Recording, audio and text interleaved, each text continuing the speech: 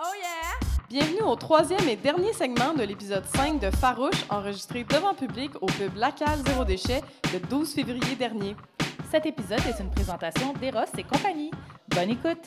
Donc, on introduit un nouveau segment au podcast en ce 5e épisode. Le titre de travail, c'était « Dumb Boys of the Internet ». Mais grâce à notre chère communauté qui nous a aidé à brainstormer dans notre groupe VIP pour trouver un nom en français, notre groupe Facebook, on vous présente donc les nonos des réseaux. Oui! C'est cute, hein? C'est cute, hein? Dumb Boys, ça sonnait comme « on est comme les nonos ». Les nonos, c'est Alors, plus cute. oui, c'est un segment où on va vous présenter les nonos qui ont pollué notre algorithme Instagram, TikTok, tout ça au cours des dernières semaines et qui méritaient qu'on en jase dans un contexte féministe. OK? Alors, Coralie, part-nous ça. Oui.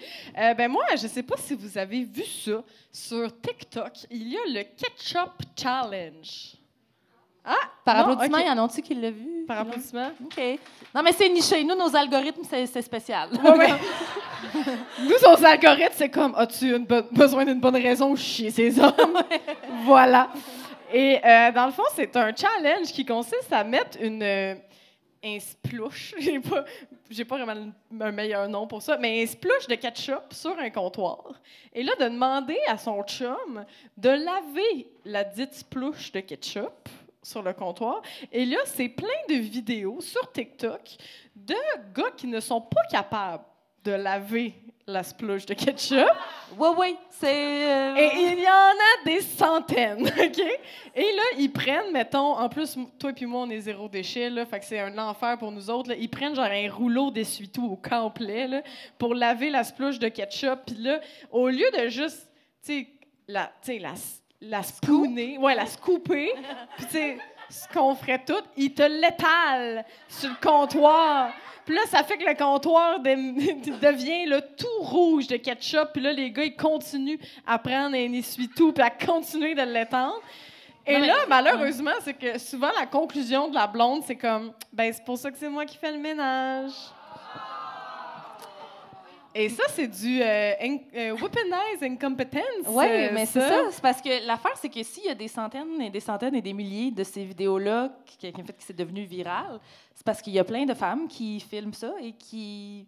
Soit le filment parce qu'elles sont comme « Oh là là, c'est rigolo, mon amoureux est complètement incompétent », soit elles sont, mettons, le conjoint réussi de manière très facile et évidente à scooper le ketchup, puis ils sont comme « Regardez comment mon conjoint est merveilleux pour avoir fait la fucking base ». Puis c'est ça qui est complètement triste. Fait que je vois, je ferais ça très drôle de voir vos faces d'incrédulité. C'était à peu près de ça que j'avais l'air la première fois que Coralie m'en a parlé. Je suis comme... Fait que le challenge, c'était de nettoyer la tache de ketchup. Tu sais, comme pour du monde qui ont juste du common sense et un peu de talent ménager, on est comme, ben c'est évident, mais non. Pour bien du monde, c'est pas évident. Puis il y en a qui vont vraiment, tu sais, il y en a qui vont avec, tu sais, la Dyson. Puis ils trouvent plein de façons différentes. Puis t'es comme, non, si tu prends l'aspirateur, ça va puer dans le sac après. puis plein d'affaires que, comme, c'est ça, il y a plein de gars qui savent pas. Puis Ben, ça démontre que la charge mentale des tâches ménagères est majoritairement sur les femmes des couples hétérosexuels. Voilà. Exactement. C'est une étude sociologique qu'on fait sur TikTok avec ça, là. Moi, sinon, j'ai vu, mon Dieu, encore une fois, sur TikTok, le média Combini, je sais pas comment dire. Combini, média français qui fait souvent des reportages très cool, qui a infiltré des groupes... C'est genre Urbania France. Oui, c'est vrai. Ish. Mais comme plus de budget puis plus woke. Puis, on aime ça. Puis, le média Combini a infiltré des groupes de mascus. OK, en France, pour un reportage. Ils se sont, entre autres, faufilés dans une espèce de cours de flirt, OK, qui se passait sur Discord. OK? J'ai pas trop compris c'était quoi, mais c'était comme à l'audio. Là. Et le soupir de tout le monde sur Discord, ça... On le sait qu'il n'y a pas grand femme qui se trouve là-dedans. OK, mais bon.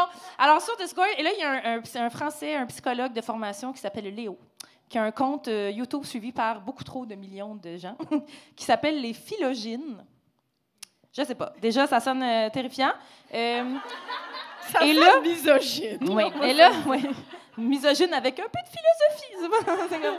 Et là, Combini nous montre justement une séance Discord où est-ce que Léo répond aux questions des hommes qui sont dans le chat Discord avec lui. Et là, il y a quelqu'un qui demande « Comment fait-on pour faire jouir sa copine? » question légitime, j'ai envie de dire. Eros et compagnie. Oui, Eros et compagnie. Le petit homard, OK. Et on a transcrit le verbatim de la réponse de Léo parce que on pensait pas que vous alliez nous croire, OK? Alors, Léo répond spontanément. Si tu commences à montrer que ton but, c'est de la faire jouir, je te garantis qu'elle ne va pas jouir. Parce que les nanas, généralement, détestent ça. Quelle nana? Quelle nana? Oui. Je dis pas qu'elle déteste jouir. Ah! Mais elles n'aiment pas voir le mec concentré sur leur désir à elle. Tu vois, moi, je m'en fous tellement de faire jouir ma copine. Ça doit faire quoi? 2 ans qu'on se connaît, elle a dû jouir 2-3 fois. Mais voyons, Dude. Déjà, je te garantis qu'elle n'a pas joué 2-3 fois. C'est juste qu'elle va aux toilettes souvent et longtemps, puis tu le sais pas. Il dit, en fait, je m'en fous. Je te le dis sincèrement, les mecs se rendent pas compte que le plus important, généralement, pour les nanas, c'est de te voir, toi, jouir plutôt qu'elle. He spread this word. Oui, bouh, on eu les mascus. Fait que moi, I beg to differ Léo, mais si Léo le dit, écoute, puis je sais pas si vous avez vu passer ça aussi récemment, mais il y a un discours masculiniste ambiant et malheureusement, pas que chez genre nos papas, nos mononcles, nos grands-parents, chez les genre moins de 35 ans, là. Puis il y avait un article qui s'appelait, c'est quoi? Gen Z boys and men more likely than baby boomers to believe feminism is harmful. Fait qu'il y a plus de Gen Z que de baby boomers qui trouvent, je traduis pour les gens qui nous écoutent à Chicoutimi, je sais pas, qui croient que le féminisme peut être quelque chose de négatif pour eux. Puis il y a des stats qui sont ressortis dans un article du Guardian, des terrifiants résultats de recherche qui disent, mettons, les hommes et les jeunes hommes, en fait, de la génération Z, pensent que, c'est quoi, un homme sur 4 au UK, OK, l'étude a été faite au United Kingdom, voyons, c'est quoi, en Royaume-Uni. En Colombie-Britannique. Au Royaume-Uni, âgés de 16 à 29 ans croient que c'est plus difficile d'être un homme qu'une femme, aujourd'hui, en 2024. Et 1/5 de ceux qui connaissent Andrew Tate le voient de manière positive. Tu sais, le gars qui a des accusations d'exploitation, de trafic humain, d'agression sexuelle, bon ça.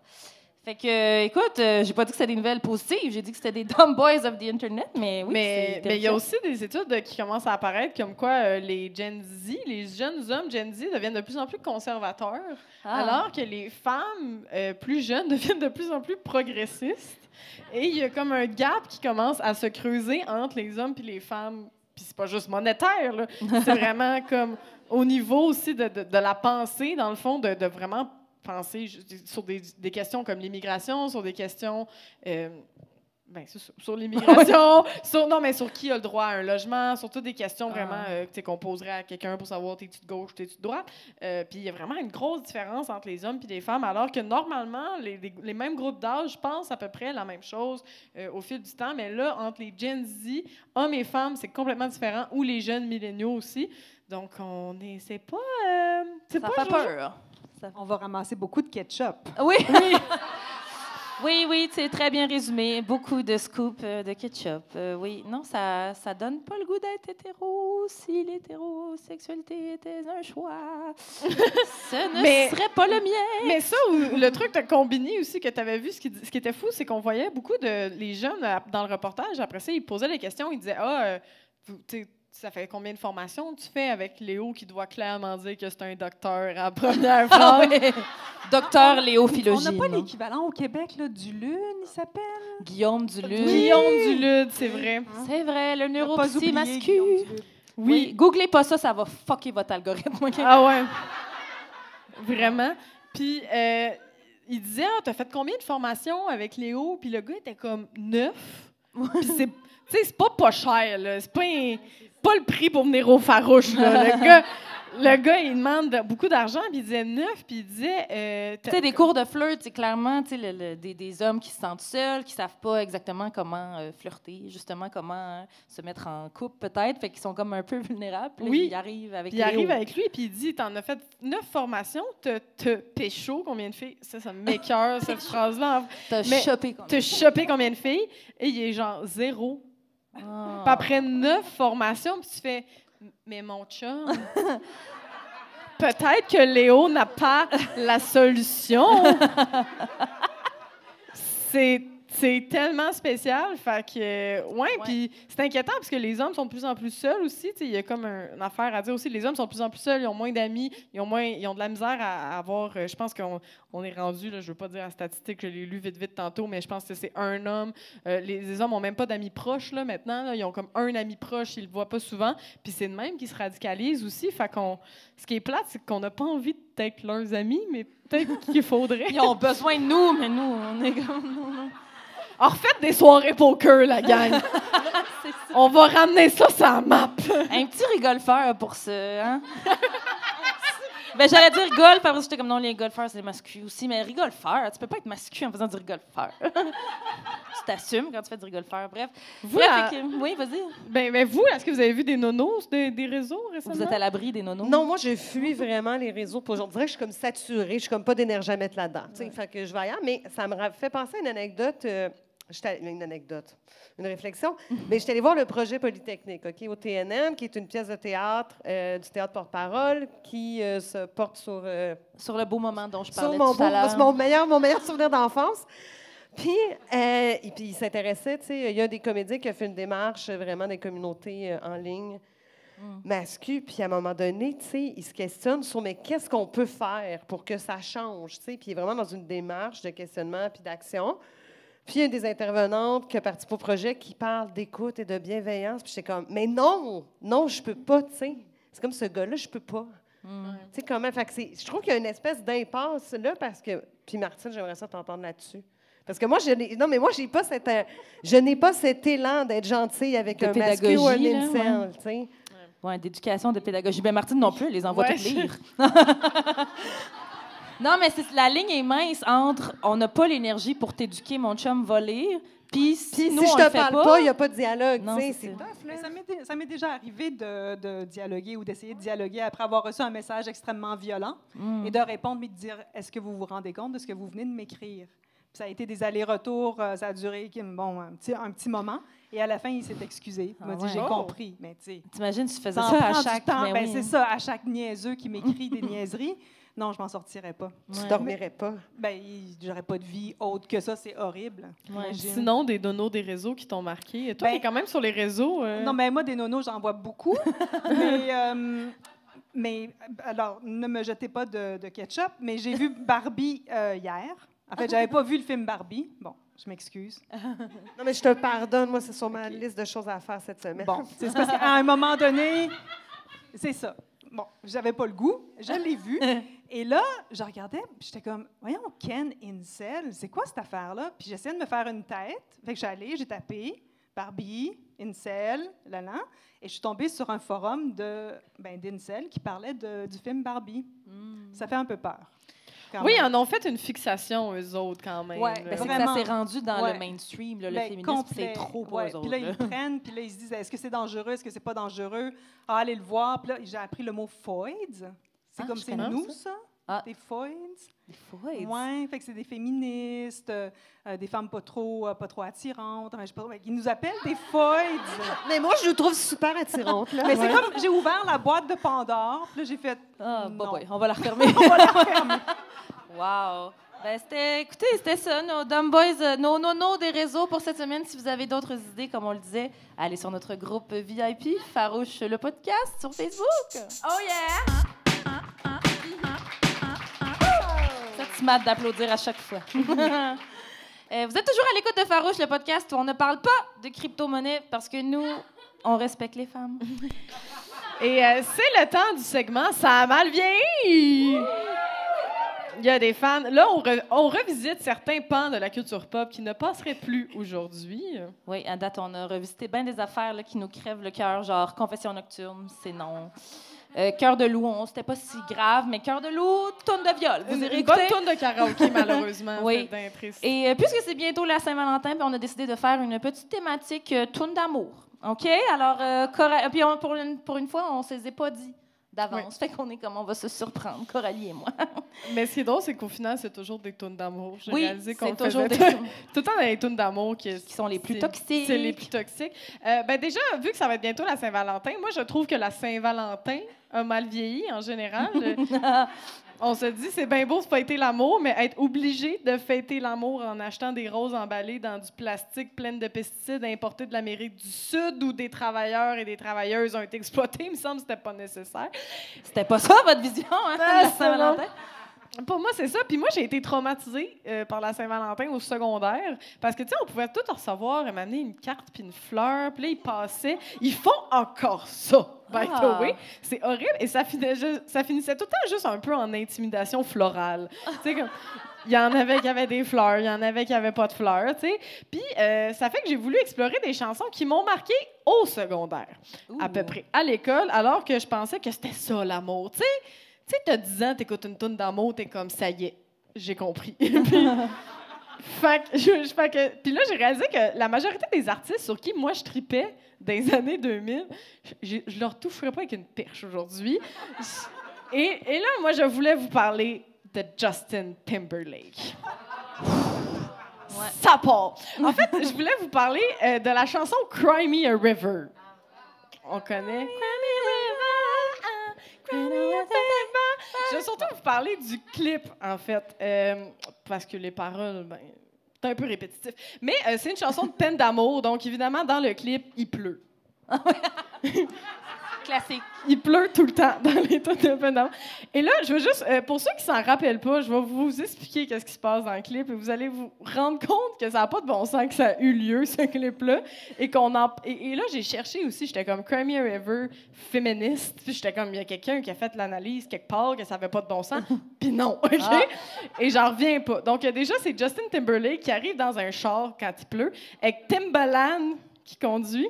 Moi, ça rappelle le Timbaland, OK? Puis il y a une brune sur la banquette arrière qui pleut. Ils s'en vont voir son ex, qui ressemble curieusement à Britney Spears. Oui.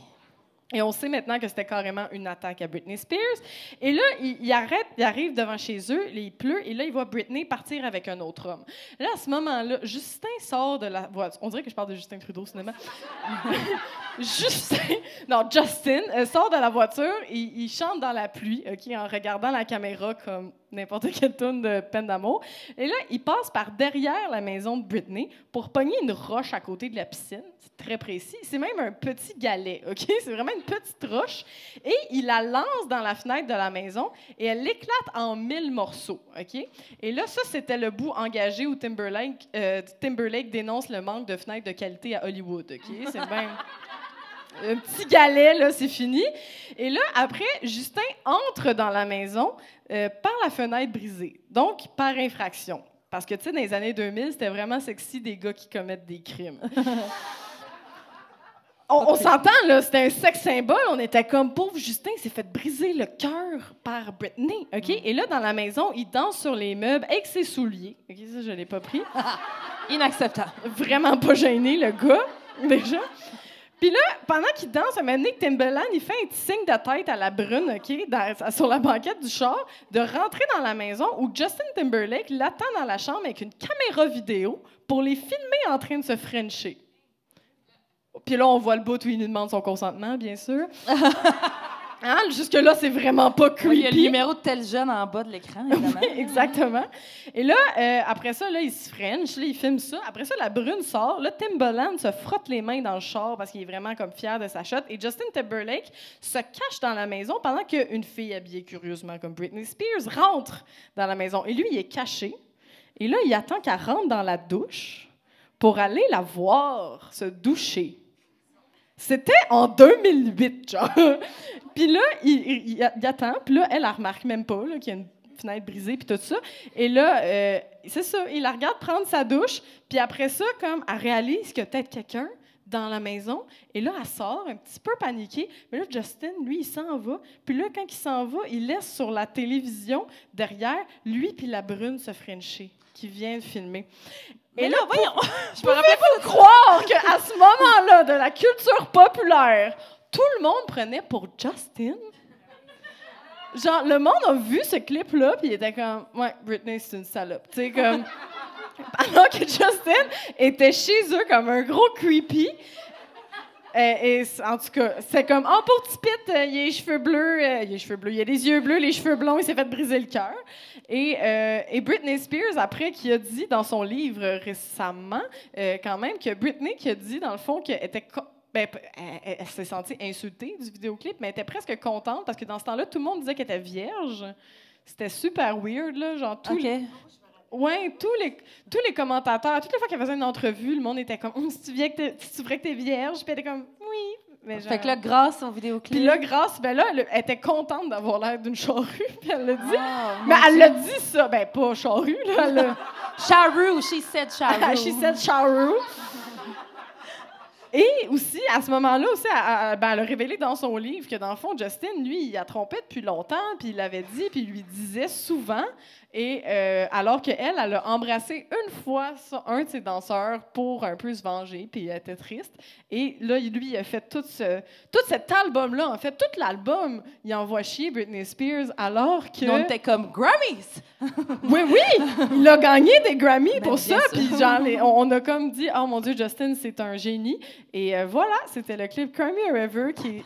vous irez voir ça, c'est vraiment malaisant. J'en viens pas que moi, dans ce temps-là, je voyais ça puis j'étais comme, c'est un bon clip. Ouais, on pensait qu'Andrew Tate était intense. Finalement, c'était Justin. En 2008, genre! C'est le gars de Bye Bye Bye. Exactement. OK, moi, je me lance dans un tout autre registre. Vous allez voir, OK? Ça a été longtemps ma chanson d'amour préférée. Du genre, je braille encore mon amour de 2e année primaire, même quand je l'écoute aujourd'hui. L'hymne à l'amour d'Édith Piaf, OK? On est ailleurs. Tu sais, quand elle dit « Le ciel bleu pour nous peut s'effondrer et la terre peut bien s'écrouler. Peu m'importe si tu m'aimes, je me fous du monde entier. » C'est parce que les changements climatiques, ça existe. Il ne faut pas t'arrêter de composter puis commence pas à brûler tes vidanges du jour au lendemain parce qu'un dude qui porte juste du Frank & Oak t'a donné de l'attention 4 minutes au pique-nique électronique. Edith! Edith, cette grande fan du pique-nique électronique. Elle est française, fait que ça se peut. Ça se peut. Puis après, elle dit... J'irai jusqu'au bout du monde, je me ferai teindre en blonde si tu me le demandais. J'irai décrocher la lune, j'irai voler la fortune si tu me le demandais. Bon, voler la fortune, moi, ça, je suis d'accord. Ça me va. Voler des trucs bio trop chers à l'épicerie, je suis pour. Les petits délits de notre époque, OK? Inflation 2024, #I was there. Mais le reste, je renierai ma patrie, je renierai mes amis si tu me le donnes. Là, wow! Comme disait, référence très nichée, Brooke Davis dans Les Frères Scott, OK? Clothes over bros, OK? Je sais pas s'il y en a qui ont référence, c'était sa marque de vêtements, le linge de linge de friperie over dudes, moi je dis. OK, j'aime aussi la variante fries over guys. Hein? Les patates devant tout, en fait, dans mon livre à moi. Fait que voilà, ça c'était pour Édith Piaf. C'était mon segment. Édith Piaf, je n'écouterai plus jamais cette chanson de la même façon. Faut se calmer, Édith. Je comprends. Sinon, moi, mon autre, je sais pas si je suis la seule personne qui a trippé là-dessus, mais Enrique Iglesias. Enrique Iglesias. Enrique qui a complètement... Enrique. C'est comme Nyan Ring, mais... Enrique. Très, très mal vieilli, Enrique Iglesias. Et on en parle ces temps-ci parce qu'il a fait la Trilogy Tour avec Ricky Martin et Pitbull. Ça, c'est drôle parce que sur TikTok, il y a beaucoup de filles qui s'habillent en Pitbull puis qui vont voir le show habillées en Pitbull. Ce qui est une excellente... Wow! C'est pas c'est quoi. Pitbull, là, c'était, tu sais, il y avait des... C'est Mr. Worldwide. C'est lui qui chante « I know you want me, you know I want you. » qui est un monsieur cubain chauve qui porte tout le temps des soutes. Fait que c'est vraiment facile de se déguiser en Pitbull, OK? C'est incroyable. Et là, ils font une tournée ensemble parce que chacun, ils n'ont pas assez de fans pour avoir des grosses... Fait que là, ils le font à 3, OK? Et là, on en parle ces temps-ci parce qu'il y a beaucoup de vidéos de Enrique sur TikTok où il fait son show. Ben, il essaye de chanter. Il essaie de chanter et il ne chante pas bien. Mais pas bien, genre... Genre, tu sais, la famille Dion dans les trucs de Salvaille, là, qui chantait vraiment pas bien, la toune. C'est ça ton référent? C'est vraiment un Ton référent. référent, c'est des émissions d'Éric Salvaille. Malaise! C'est la famille Dion, mon référent. Ben, genre, en tout cas, il chante vraiment pas bien, OK? Il pensait chanter comme une casserole, et là, il arrête pas de, genre... Il lip-sync mal, puis là, j'ai même vu des vidéos de filmer Enrique qui disait « OK, that show could have been an email. » Puis... Mais c'est parce que chanter mal, c'est une chose. Chanter mal devant 30 000 personnes Oui, devant 30 000 qui ont payé personnes. 300 piastres chaque. Exactement. Et aussi, il n'y a aucun move de danse. Tout le monde pensait que Enrique était genre la sensualité incarnée. Finalement, il n'a aucun move de danse. Et tout ce qu'il fait sur la scène, c'est zigner le plancher. Ah! Puis genre, si t'as encore un crush sur Enrique à ce moment-là, quand tu regardes la vidéo, ça disparaît. C'est comme... c'est automatique. Et là, je voulais vous parler, parce qu'il commence avec la chanson « Tonight ». Je sais pas si vous vous rappelez de la tune « Tonight ». OK? Il y avait une version non censurée. Il y avait une version censurée pour la radio, une version non censurée. Et la non censurée, c'est « Tonight, I'm fucking you ». Ah oui, oui. Puis en censuré, c'était « Tonight, I'm loving you ». Très différent.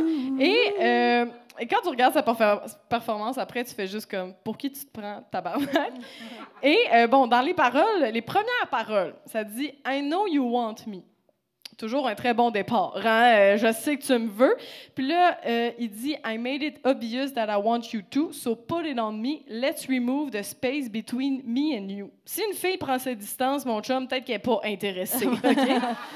Et là, c'est juste le festival de phrases d'un gars qui utilise pour justifier une agression. Il dit « Now rock your body, damn I like the way that you move, so give it to me, cause I already know what you wanna do. » Ah, bien sûr. C'est très pas de consentement.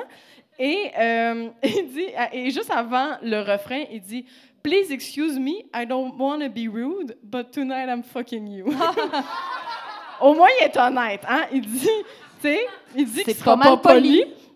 Et moi, je dansais là-dessus à 14 ans. Okay? Ah oui. Moi, là, j'étais comme « Yes, sir », là, puis c'est du gros ADM là, des années 2000. Là, ça fait genre... C'est ça. Et là, juste dire, dans le vidéoclip, c'était très bon, mon imitation des DM. Dans le vidéoclip, il couche avec plein de filles différentes, OK, parce que c'est un tombeur. Puis ça, c'est juste un gars qui peut faire ça parce qu'une fille, ça serait une pute.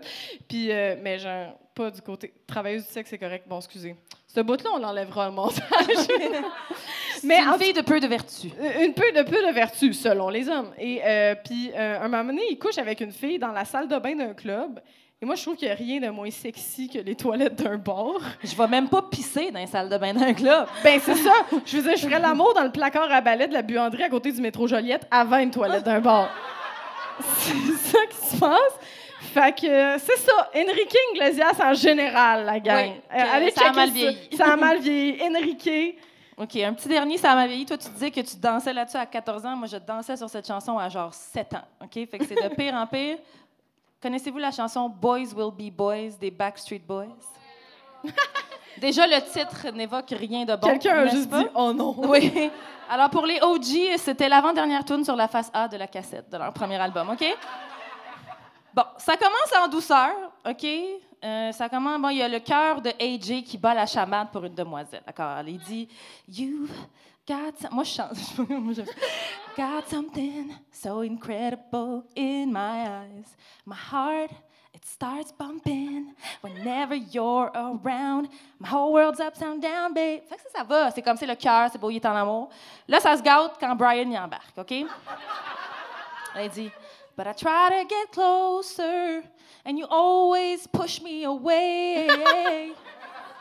You tell me it's much too soon, but I just can't help it. I always gotta make a play. Oh, oh, oh, oh, oh. Boys will be boys. Quelle horreur! Je fredonnais ça à 7 ans.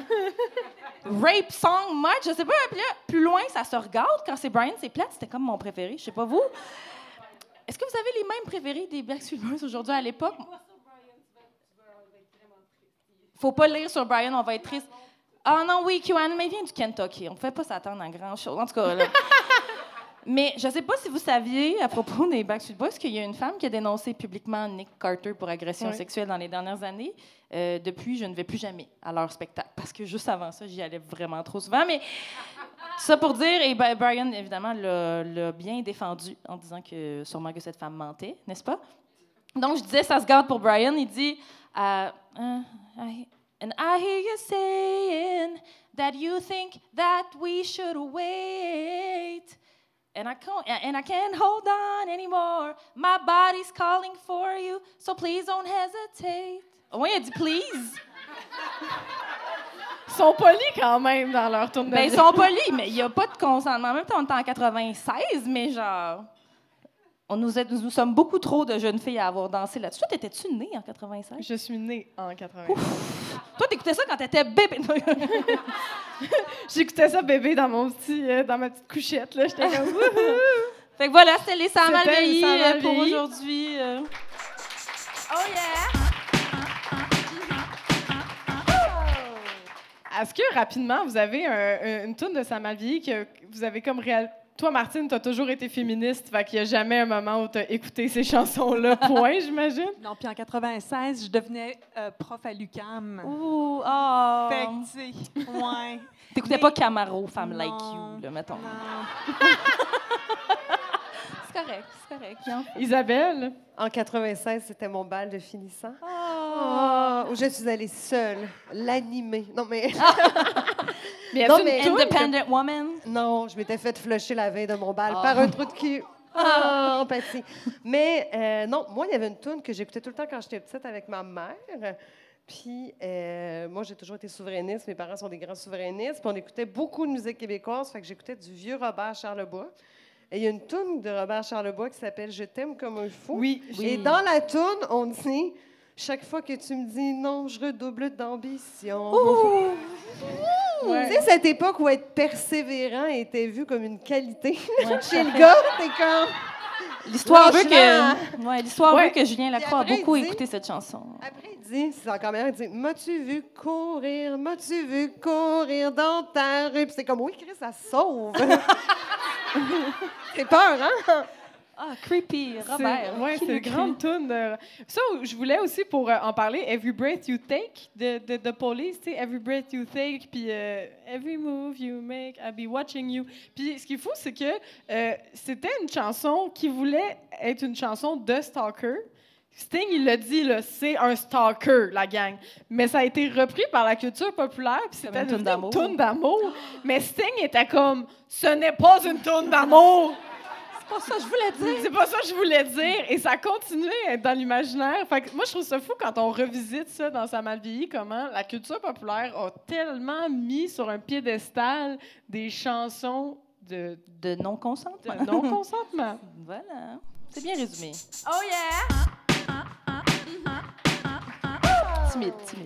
Et on termine avec ton édito, Emna. Oui, alors, breaking news, tout le monde! Je suis grossophobe. Et vous aussi. Mais heureusement, il n'y a pas assez longtemps, hein, j'ai réalisé que j'avais plus le temps. J'ai plus le temps, on n'a plus le temps. Plus le temps d'avoir des complexes. La vie est trop courte pour trouver ses cuisses trop grosses au beach club, la gang. Bon, après, vous allez me dire, la vie est trop courte pour aller au beach club. C'est pas faux. La vie est surtout trop courte pour ne pas laisser les femmes être grosses tranquilles, sans les déshumaniser, sans négliger leurs soins de santé parce qu'on les déshumanise, sans les laisser mourir dans l'indifférence parce qu'on les néglige leurs soins de santé parce qu'on les déshumanise. Il y a quelques années, me regarder dans le miroir, c'était un peu une torture. Je vous avoue, j'arrivais pas à le faire sans analyser chaque millimètre de mon corps avec la rigidité et la sévérité d'une coach de gymnastique à l'ère soviétique. Puis j'étais même pas une femme grosse. J'étais, et je suis toujours d'ailleurs, une femme mid-size, tout au plus, qui vit pas ne serait-ce qu'un dixième des marginalisations et des oppressions que vivent les femmes grosses au quotidien. Mais à l'époque, parce que je connaissais rien, parce que j'avais encore rien déconstruit, et peut-être parce que la société capitaliste et patriarcale dans laquelle on vit avait très bien rempli sa mission de rendre chaque femme qui vient au monde self-conscious et dégoûtée par son corps avant même son premier petit roux de l'essurie, ben, l'apparition d'une nouvelle poignée d'amour était suffisante pour me gâcher ma journée. Comme si c'était la pire hostie d'affaires qui pouvait m'arriver. Puis en y repensant aujourd'hui, je me dis qu'il fallait vraiment que je sois une petite crise de privilégiée qui n'a jamais vécu, disons, un génocide envers son peuple, hein, pour penser que devoir changer de taille de pantalon ce soit vraiment la pire chose qui puisse m'arriver. Il fallait vraiment que je sois le pire être humain sur Terre pour penser que voir mon corps changer et peut-être commencer à ressembler à celui de certaines de mes exceptionnelles amies, de femmes que je respecte, ce soit vraiment la pire chose qui puisse m'arriver. En fait, il fallait vraiment que j'aie la tête enfoncée profond dans le cul de la grossophobie pour ne pas réaliser que j'avais des comportements foncièrement toxiques. Toxiques pour moi, toxiques pour les petites filles de mon entourage qui me prennent comme exemple, toxiques pour les femmes en général. Puis heureusement, j'ai eu la chance de voir entrer dans ma vie ces dernières années de nombreuses fat babes incroyables, ces femmes qui enjolivent mon feed d'Instagram de par leur simple et unapologetic présence et qui lui injectent surtout un peu d'humanité. Fait que ces dernières années, j'ai lu avec conviction Gabrielle Lisa. J'ai suivi avec intérêt Julie. J'ai adoré la vibe de Jessica. J'ai été touchée par Marie-Hélène. J'ai écouté passionnément Manal. Puis j'ai pris Amélie dans mes bras. Mon amie Amélie, une femme grosse, oui, et aussi belle, et drôle, et brillante, et forte, et puissante. Mon amie Amélie qui s'est fait revirer de bord par la médecine pendant des années quand elle allait consulter pour des menstruations irrégulières, douloureuses, monstrueuses même. « Perds 60 livres, là, tout va s'arranger », qu'on a dit à mon amie Amélie. Mon amie Amélie qui a fini par recevoir un diagnostic de cancer de l'endomètre à travers tout ça. Ignorée, déshumanisée, mise en danger parce qu'elle est une femme grosse. Je suis grossophobe, puis vous aussi, parce que tant qu'on ne s'efforce pas, à chaque seconde de notre vie, de déconstruire cette vilaine et dangereuse emprise que le culte de la minceur a sur nous, bien, on va toujours l'avoir en nous. J'ai eu en masse le temps d'être grossophobe dans ma vie, puis j'ai plus le temps. C'est plus le temps. Ça n'aurait jamais dû être le temps. Il ne faut plus jamais que ce soit le temps. Oh yeah! Voilà. Merci.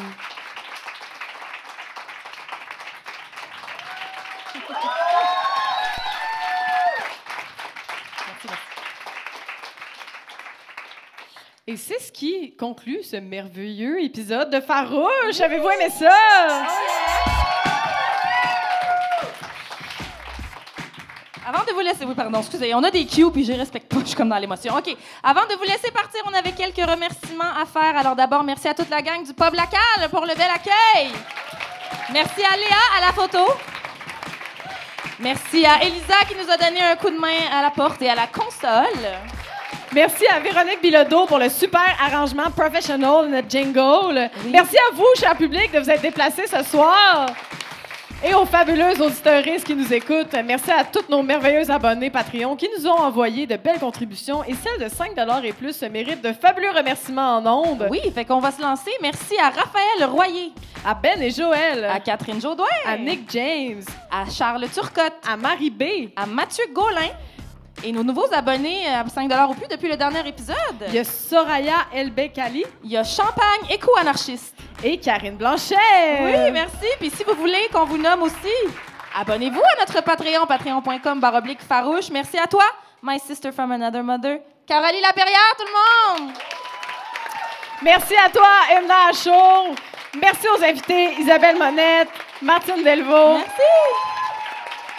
On court aller acheter des livres de Martine Delvaux et écouter les séries d'Isabelle quand ils vont sortir un jour. Merci finalement à Eros et compagnie pour leur appui au podcast pour votre magasinage coquin. N'oubliez pas que vous pouvez utiliser notre code promo Farouche avec un S15.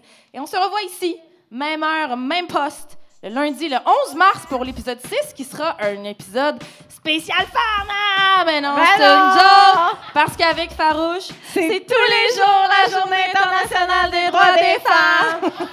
On se laisse une dernière fois sur notre jingle. Essayez de clapper et de chanter avec nous. Bonne fin de soirée. Merci encore d'avoir été là. Woo!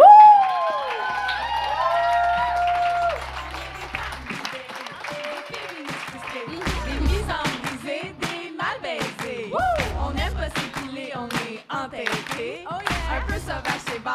On fait ce qu'on veut de notre corps. On est fa fa fa fa fa fa fa fa fa fa fa fa fa farouche.